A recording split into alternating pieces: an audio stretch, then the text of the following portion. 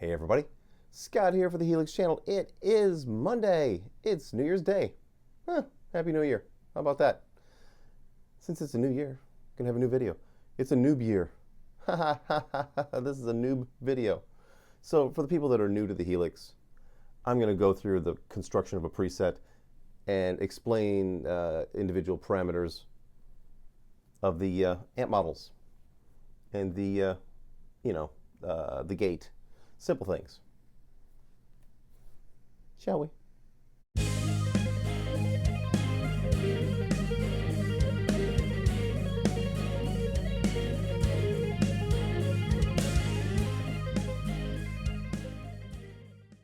So here we are. We're going to build a preset from scratch.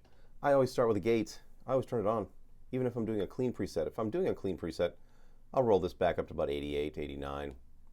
I always set the decay, and the threshold is where the gate grabs a hold. And if you turn it way, way, way down, or up as it were, you'll actually, it'll grab hold of the note and it'll kill it. So I rarely turn it up beyond -50. And since my pickups on my guitars are fairly vintage pickups, it's not going to be a problem. The decay, I just turn that down. If it'll fucking let me.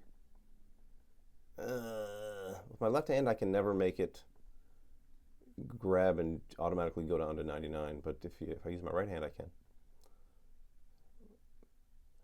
The guitar in Z is the impedance of, say, your the input, and to me, the 230k ohm sounds the best. I made a custom preset today that ran up to one. It's like, it's like the pot, the volume pot on your guitar. Think about it that way. The 500k pots on a humbucker. If you had a 500k pot on, say, single coil, it's going to sound super bright. That's the difference between the 230k and the 1 meg. You get a much brighter sound. So if you want a super bright sound, knock yourself out. If you want it to mellow out, roll it to the left. If I were a bass player, I'd probably roll it all the way back here to about 90, but that's just me. I like my bass to be bassy and not really top-endy. So moving on over, let's put in a compressor. Put in my favorite compressor, which is the LA Studio Comp. Now, the peak reduction on the LA Studio Comp doesn't really act as a peak reduction. If you turn it all the way up, it basically what it does is it takes away a little bit of high end. That's my experience with it. If you want it to be more neutral, roll it back here towards closer to 6. The gain actually adds a bunch of gain. So, for a clean preset, I'll start usually at about 4.4, and then Mr. Cat's knocking into shit again. For a heavier sound, I'll roll it up. And then I'll also, use the expression pedal. I will assign the gain control to the expression pedal and crank it up for leads. 7.2 is about the maximum that I'll go on a heavy distorted lead, one with a lot of overdrive. So for dealing with a clean sound, I'll usually start around 5-ish. I always have it on compress because I don't like the sound of the limiter. Lately, I've been using a lot less compression, so I'm rolling this way back. And the level, I always leave the level alone. I don't really see a point in adjusting the volume from the compressor. Now, next thing I'll put in the line is an amplifier. I always grab the amp. I don't use the stock cabs.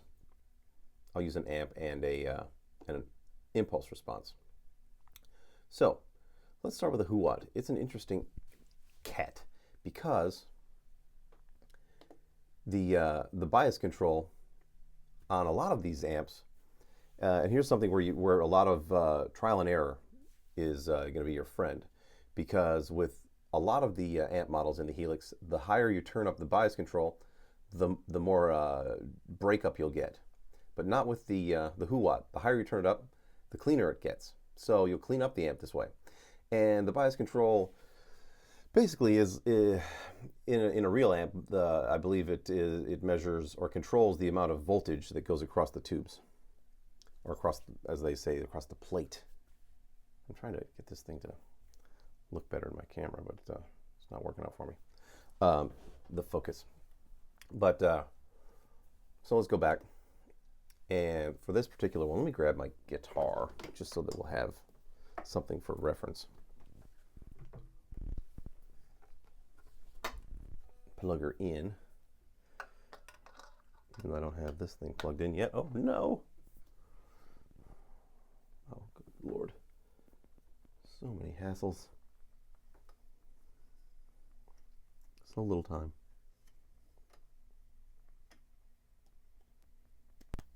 There we go.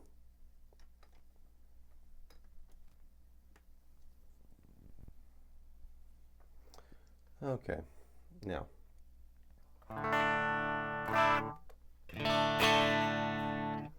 That's the sound before you put an IR in it, or anything else. Now, we're going to basic controls drive the amount of gain you get. You don't really get a ton of gain out of the who-watt. You can crank it up to about 6-ish and still have a fairly clean sound. I like to roll the bass down on this one to about 2.2, the mid-range to about 3, and this amp is very trebly. It's got a lot of top end.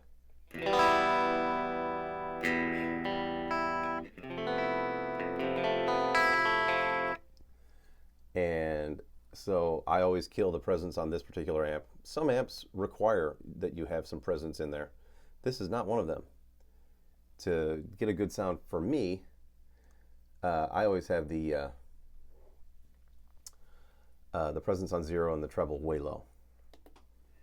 Master is basically a master volume, and to me the use of the master is for getting the most oomph out of the amp, and I utilize the master control along with the gain control in the compressor to get my lead sound. So I'll demonstrate how I do that after I put an IR in here, because I'm sick of the sound of this thing without an IR. It sounds crappy. So we'll just put a high watt 3A in there. And the numbers on the, these are 3 Sigma Audio IRs, by the way. And I always set the low cut on this particular amp at about 180 because it's a very bottom filled IR sound. Has plenty of low end. I'll roll the highs back to about 4.4.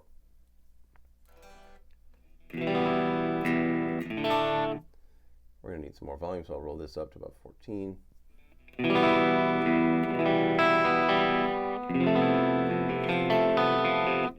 Now, did we... so here's the a demonstration of the bias. We'll start out... Let's give it some juice here first. A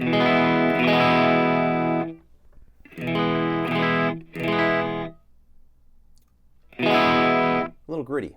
So rolling up the bias all the way to 10 cleans it up. I'm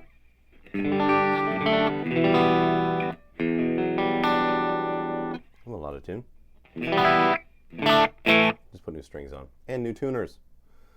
That's something that happened. I found some Tone Pro's Clusen locking tuners, and I'm not sure I like them yet. We'll see. I'll give them a week of rehearsals and a gig and before I decide. So let's go back. Bass, mid, treble, they're very self-explanatory. Presence is ultra highs. Volume is just, volume.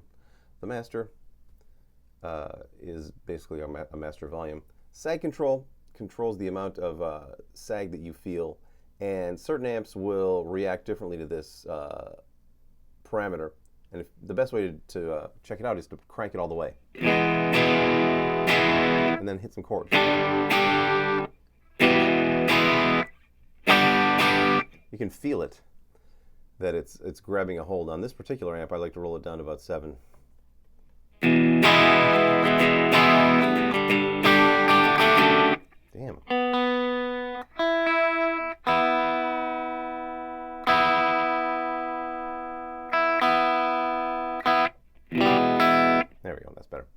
And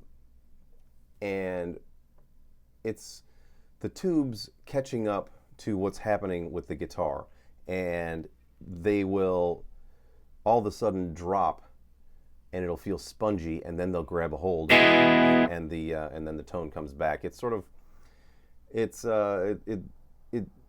really has to do with the feel of the amp model more than anything else. So I like to roll it back to the point where I can't really feel it happening, because I don't really like the way it feels. I like, I like nice and punchy amps. So the further you roll this down, the more punchy the amp will be. The further you roll it up, the more spongy it'll be. That's a good way of thinking about it. The hum control is basically a low-end control on the amp. Roll it all the way off. I roll it all the way to 0 almost all the time. Roll it all the way up.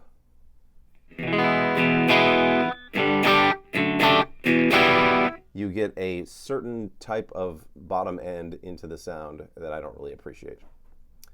And like with, most of the amp models, they're all different and they all react differently. But I find that rolling the hum to 0 on all of them makes them all clean up better to me. The ripple is the opposite of that. It's a top end control. So rolling all the way to 0 will dull the sound. Rolling it all the way to 10 will brighten up the sound.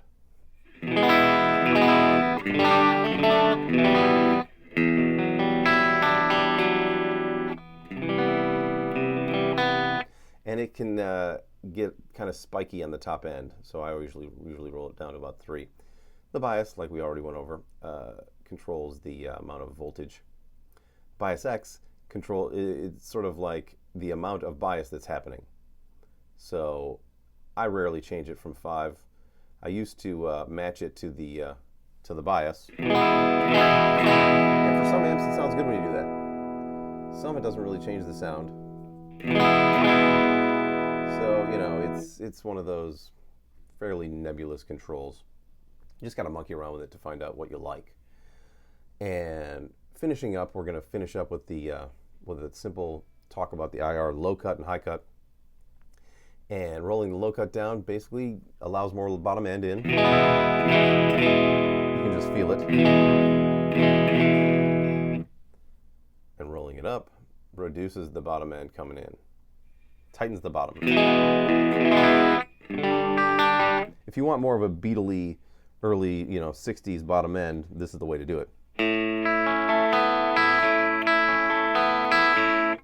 By rolling up the low cut. On this particular amp, I'll go anywhere from, or this particular IR, I'll go anywhere from 160 to 200, depending on the kind of sound I'm going for. If I want a rock sound, and it's a heavy sound, I'll go with lower. But and then the opposite is with the high cut. Rolling it down cuts off the amount of high end you're going to hear. It gets duller the further you go down. And for like jazzier tones, you may want it down here.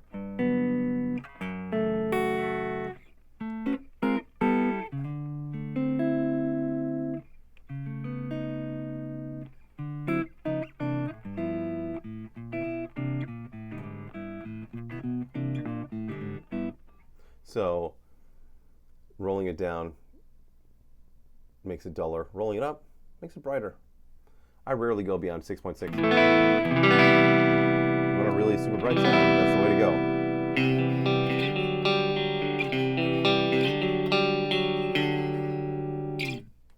There you go. There you go, everybody. Another fun tutorial. I'm going to be doing tutorials all week long, with the exception of Wednesday for Name That Riff and Friday for the Free Set Friday. I'm going to be doing little tutorials about this and that all week long, because I'm dedicating this week in my time to the backlog of custom presets that I've promised people. I'm going to do some for Dominic, Steve, and Randy. And if I have promised you some custom presets, drop me an email, because I have forgotten or misplaced an email. It happens all the time. I'm not very organized. So, I'll see you tomorrow. And until then, rock on.